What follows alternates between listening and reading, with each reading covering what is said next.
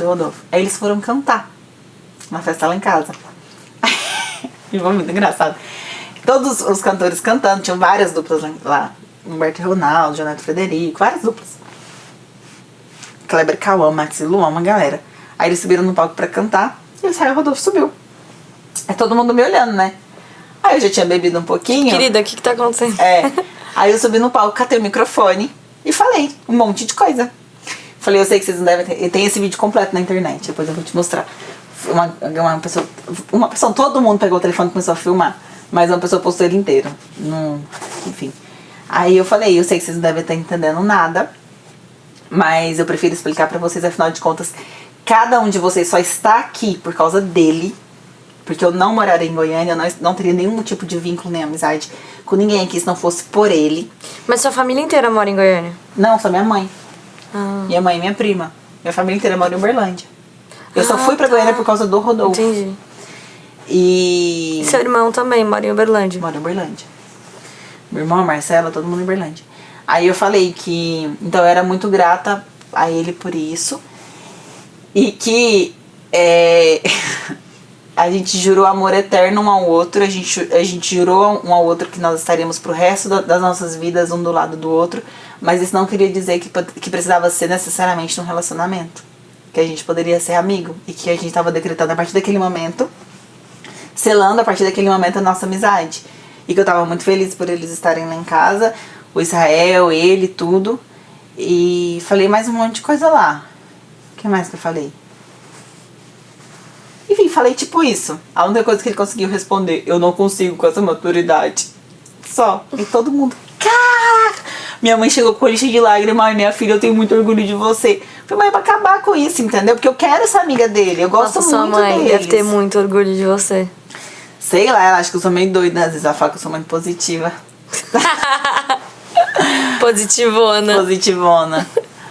E tipo assim, eu tenho vontade, entendeu? De manter amizade, eu tenho vontade de ir nos shows. Mas aí até teve show deles no Réveillon. Isso é muito maduro. E o lance de você se amar primeiro, isso que você faz quando você termina os relacionamentos e não olha pra trás, sabe exatamente o ponto que te dói pra você terminar, isso é muito amor próprio, muito. É um autocuidado que dificilmente a gente tem. Porque quando a gente, na vida amorosa, a maioria das pessoas descobre a fragilidade delas e as inseguranças delas e os pontos que as pessoas têm que amadurecer na vida amorosa. Porque é como a gente é ensinado a fazer tudo oposto, na verdade, do que é o saudável em um romance. E você faz tudo certo porque você tem esse... Mas eu que já quebrei muita cara também, né? Mas você entende que... Sim. Eu vejo que você tem um senso de proteção. Quando deu, deu. E isso é muito amor próprio. Isso é muito tipo, eu não quero passar por isso, porque eu me dou valor.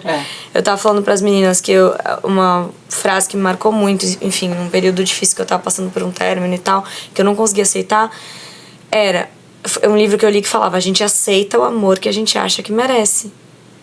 É exatamente isso. Se a gente aceita a bosta... Meu coach fala isso. Sabe o que o meu coach fala? Pega na sua barriga, aperta ela. Você tem a barriga que merece. E isso vale pra tudo na sua vida. Ponto. Se é você, mais simples do que parece. Se você aceita migalha, você acha que você merece migalha. É esse valor que você tá se dando. Isso é tão simples, só que é tão difícil de colocar na prática. É muito, porque tipo, você sempre acha, tipo, a pessoa pode mudar. Mas será que eu preciso de tanto? Será que eu não tô errada? Será que eu não tô sendo injusta? Aí você começa a buscar desculpa, essa desculpa pra você mesma. Nossa, foi aí. Foi quando eu li isso que eu fiz assim, ó. Tá bom. Meu Deus. Meu Deus. Mas enfim, anos de aprendizado, assim. Eu demorei realmente. Agora eu acho que eu tô entendendo bastante coisa. Eu acho que eu tô conseguindo me dar valor e ter confiança, porque eu percebia que eu me dava um valor falso. Era uma autoestima meio falsa, sabe? Eu achava que eu tinha autoestima, porque eu sei falar não no meu trabalho, porque eu sei correr atrás das coisas, e porque eu sou geniosa, eu tenho personalidade, então eu achava que eu tinha autoestima. Só que a autoestima você percebe aí, até o quão você realmente se ama pra se dar valor e se colocar em primeiro lugar. O quanto você se ama pra deixar de lado um amor. Exatamente. Isso é o mais difícil. Eu percebi que eu pegava tudo que eu pensava... Eu era tão insegura que eu pegava tudo que eu pensava de mim, colocava na mão de um cara e falava: me valide. Me valide, me dê valor. É isso, meu valor tá aqui, ó, na sua mão. Se você não me der valor, eu sou uma bosta. Amiga, e foi assim. Eu sofri igual uma retardada, igual uma jumenta. Sofri muito com o Rodolfo. Tipo assim, Eu não vou mentir, não. Eu sofri pra caramba. Ele me abalou muito, porque eu descobri muita coisa, mas nunca tinha prova. Era sempre aquela, tipo, mentindo pra mim mesma. Foi muito tempo? Foi. Foi muita coisa. Foram coisas assim, que eu olho pra trás e eu falo, meu Deus. Então, por isso que eu tô te falando, que, tipo, eu já fui muito... Pra eu chegar nesse nível de autoestima e tudo, eu fui muito massacrada, assim, Sim. sabe? Era... Eu preciso falar disso porque senão as pessoas vão achar, podem interpretar como se ele fizesse algo mal a mim direto. Fazia quando ele se envolvia com outras mulheres. Mas pra mim, nunca. Ele sempre me tratou assim como uma princesa, sempre me respeitou pra caramba entre Sim. nossas relações, assim, a gente nunca brigou. Entendi. Era Era uma fragilidade, uma insegurança dele. Era. Isso. Então, assim, eu comecei a entender alguns pontos. O primeiro deles, eu não era culpada. Que isso era muito difícil pra eu entender. Eu sempre achava que, tipo assim... Porque as pessoas apontavam isso. As pessoas apontam isso. Às vezes você viaja demais. Você trabalha demais. Ou então você... dá mais foco pro seu trabalho do que pra vida de vocês dois. Ou então ele faz isso por insegurança porque você é muito mulher. Que só cobram isso da mulher, né? Do homem nunca cobram isso. Nunca cobram. Porque você ganha seu dinheiro. Entendeu? Então, tipo, tudo era um motivo. Ou então falavam, porque ele tem que te sustentar, quando as pessoas não sabiam, né? Então sempre apontavam pra mim. Sempre apontavam pra mim. E quando a gente terminou, eu fui, tipo, apontada nível... Eu não sei nem te explicar. Todo quanto é tipo de desculpa possível que as mulheres pudessem dar pra outra mulher por um término de relação, me deram. Nunca foi ele, pras pessoas. E aí...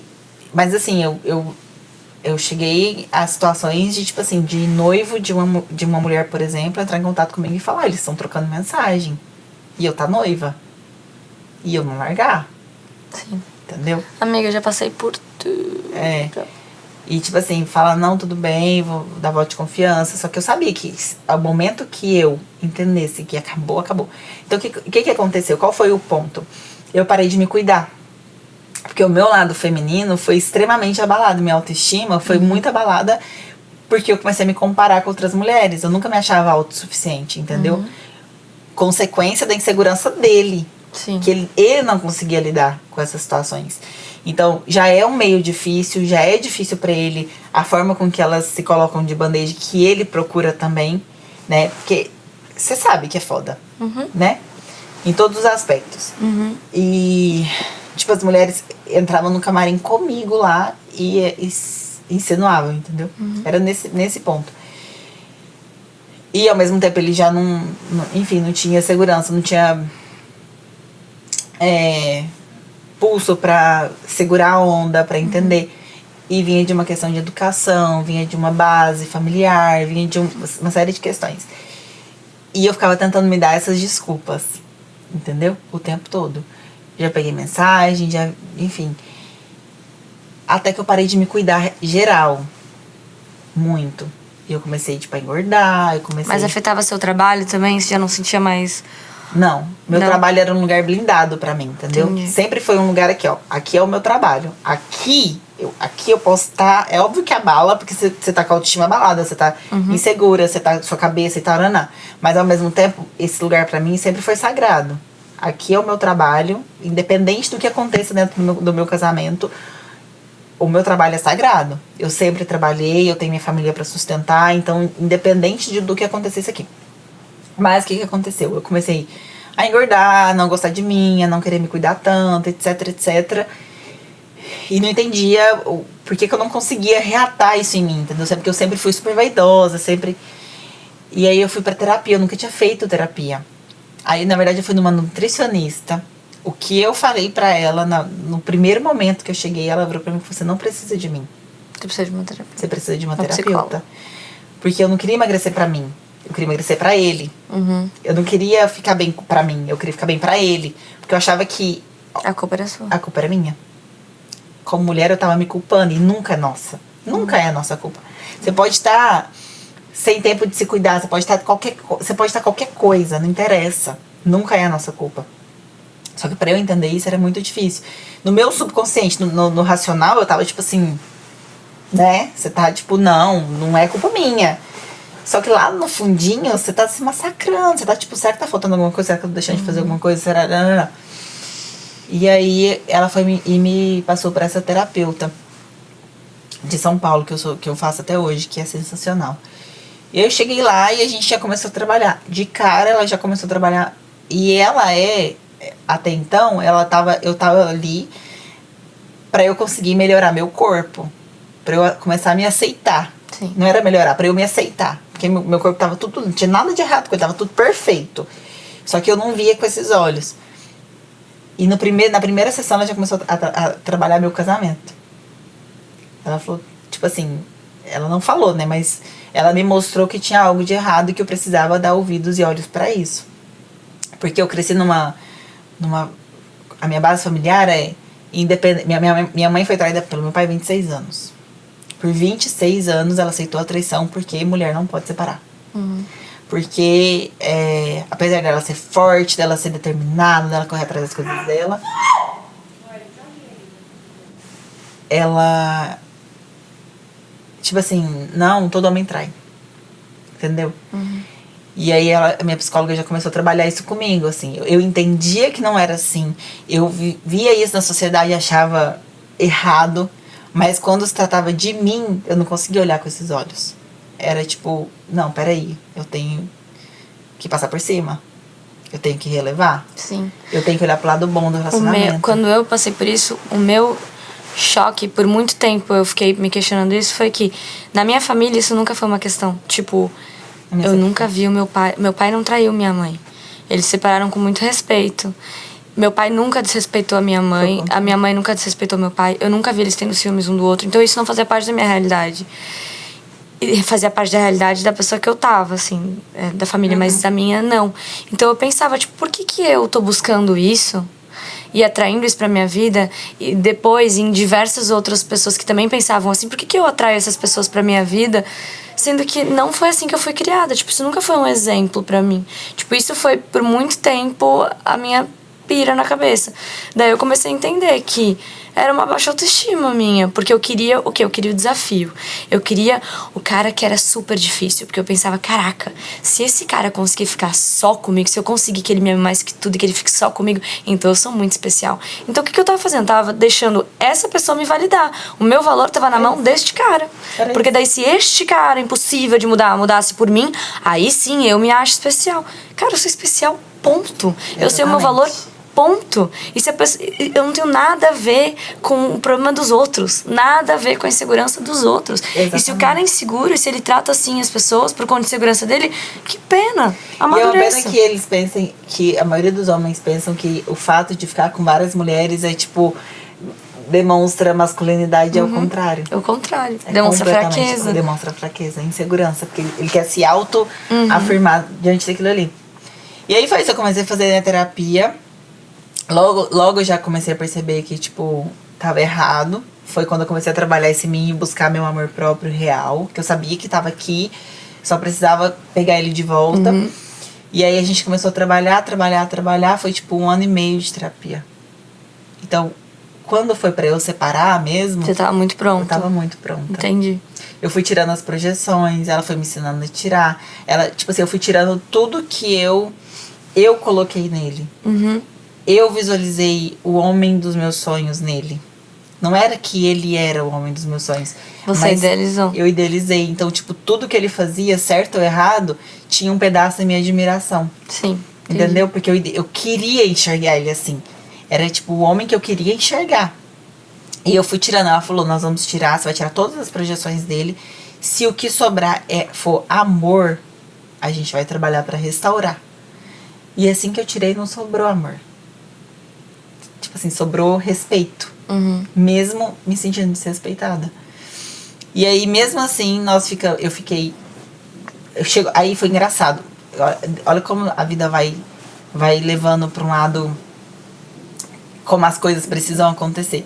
Eu sempre via as coisas, mas nunca tinha prova ou fato que ele tivesse ficado com outra mulher.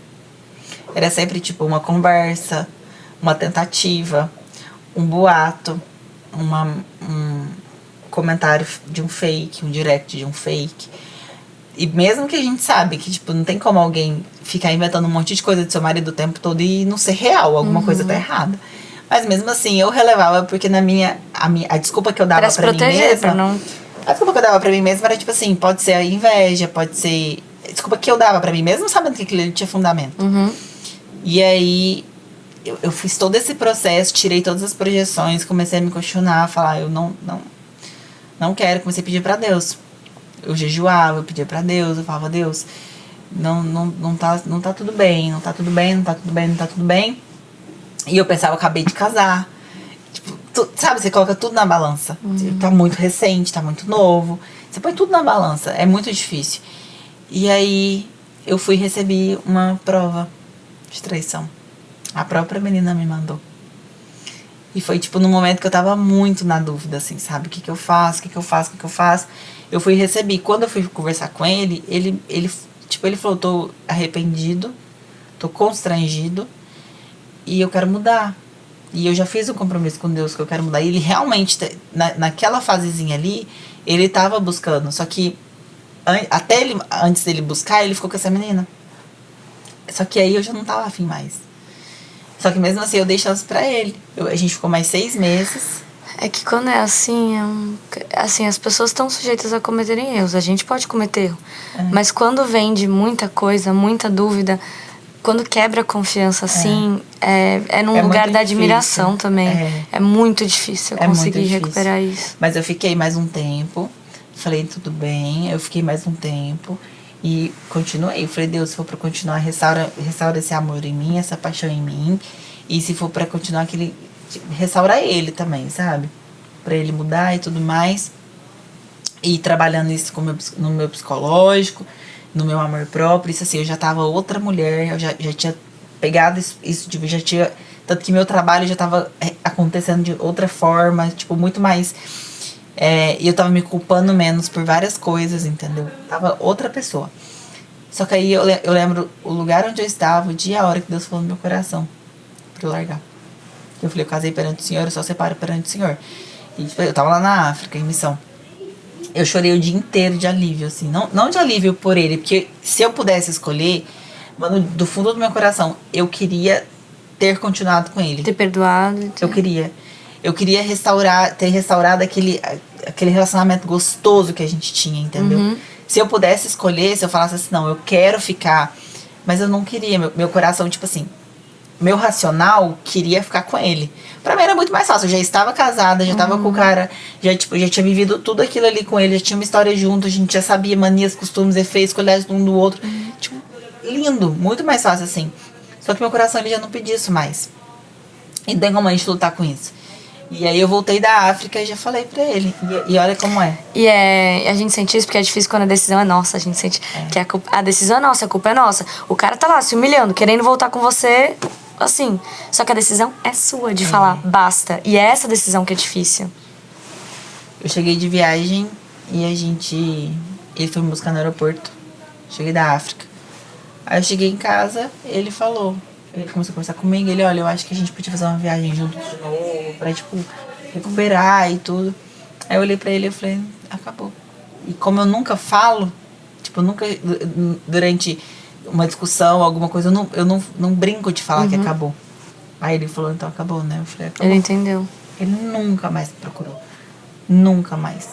Naquele dia, ele saiu porque ele ia pegar a estrada, ia fazer show 6 da manhã. A gente teve essa conversa de madrugada. Eu entrei pro quarto pra tomar banho e eu não vi ele mais. Foi isso, aí acabou. E foi de forma respeitosa. Ainda bem que foi assim. Se eu tivesse terminado com ele, na hora que eu soube dessa traição específica, teria doído muito nas duas partes. Porque ia ficar uma coisa mal resolvida, entendeu? Então foi o tempo certo de eu pegar minhas projeções de volta, de eu encontrar meu espaço, de falar... entender. Eu tô aqui, a gente tá se entendendo, ele tá aqui, ele tá inteiro, eu tô inteira. Agora a gente pode cortar isso, ele vai viver a vida dele, eu vou viver a minha. Então foi onde eu aprendi esse amor.